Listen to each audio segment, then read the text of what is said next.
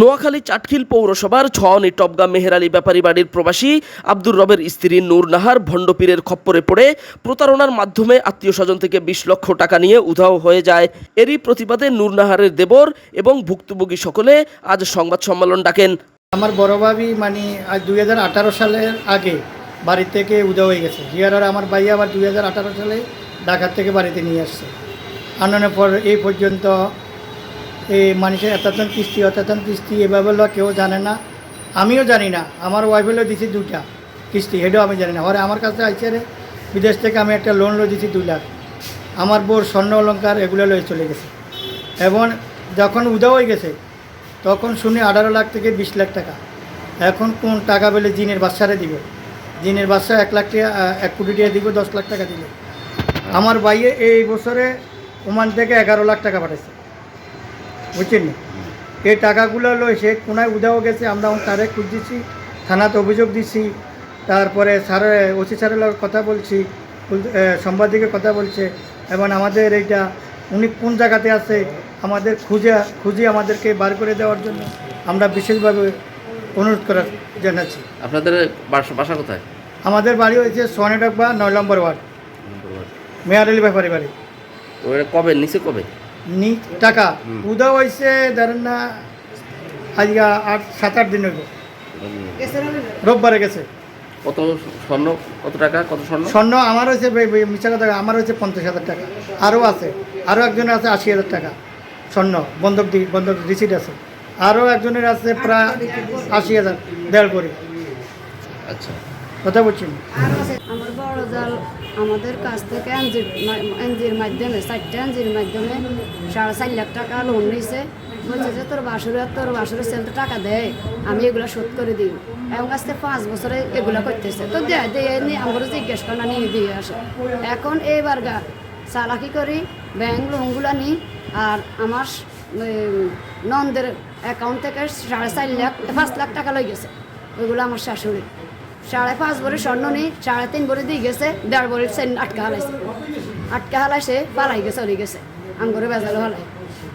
এখন আমাদের স্যার বিনীত অনুরোধ এটাই, ওনাকে মানে শাস্তির আইনের আয়টা আনার জন্য বিশেষভাবে অনুরোধ। আর আমার বাসুর আমার জাল কখনো আমাদের এলাকা আসতে পারবে না, এটাই কিনলে উনি জিন পরি লই বাবা কই সবাই ক্ষতিগ্রস্ত করে।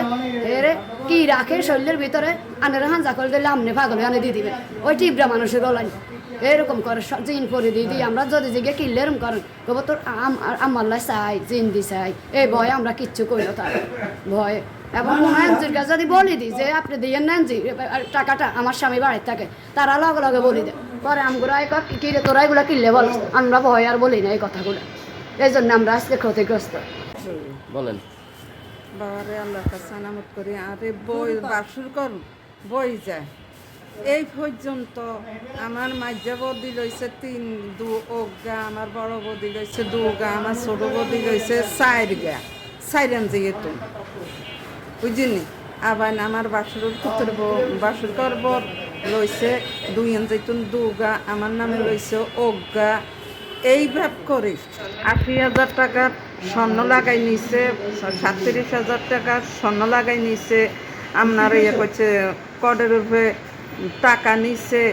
আবার হেরে আমার হুতের আসে 1 লক্ষ টাকা নিছে, স্বর্ণ নিছে। নিয়া সে আমাদেরকে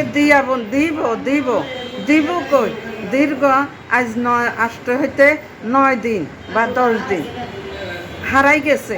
এখন আমরা এমন এক চিন্তিততা আছি, কিস্তি আলার জন্য আমরা ঘরে বাইরে থাকতে পারি না। আমাদের ঘরের মধ্যে কালকে রাত্রে পুরা টিমের মানুষ সব চালিয়েছে, কিলাকিলি হয়ে গেছে।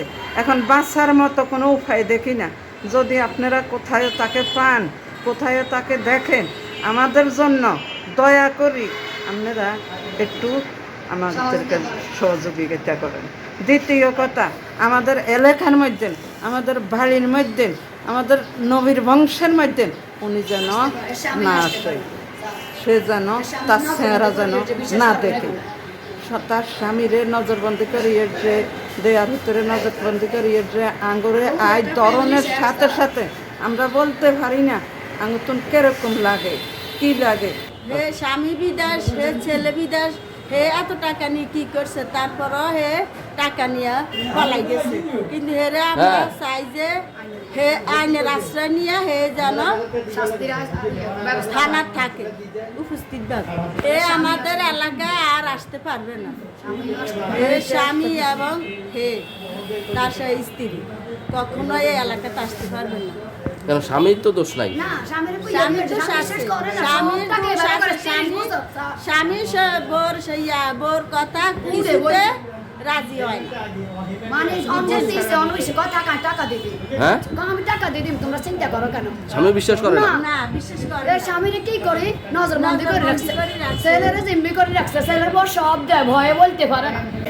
আমরা সবাই মিলে এই ওনারে দরিদ্রদের জন্য প্রশাসনের কাছে বিশেষ আবেদন জানাচ্ছি, ওনাদের দরিদ্রদের জন্য।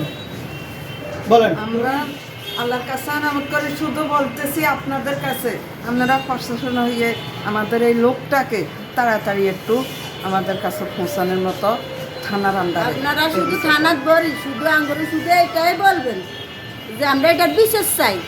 আমরা এটার বিশ্বাস চাই প্রশাসনের কাছে দ্রুত তারে আইনের আওতায় আনার জন্য। উনি আমাদের অনেক দিন যাবৎ ক্ষতিগ্রস্তের মধ্যে আমাদেরকে ফেলাই রাখছে।